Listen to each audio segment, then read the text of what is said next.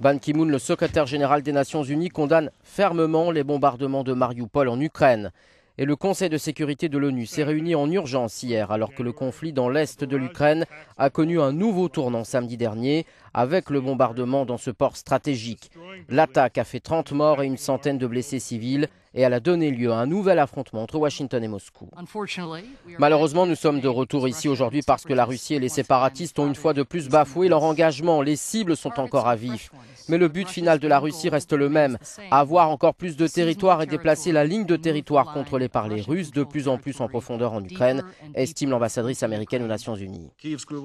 Pour son collègue russe, il faut forcer les autorités de Kiev à s'asseoir à la table des négociations avec les formations d'autodéfense. L'essentiel, et c'est ce que tout le monde doit comprendre ici, c'est que les résultats réels ne pourront être obtenus que s'il y a un dialogue direct entre Kiev, Donetsk et Lougansk. Autre bataille diplomatique et sémantique, celle entre l'OTAN et le Kremlin. Le secrétaire général de l'Alliance Atlantique, Jens Stoltenberg, a qualifié de non-sens les déclarations de Vladimir Poutine.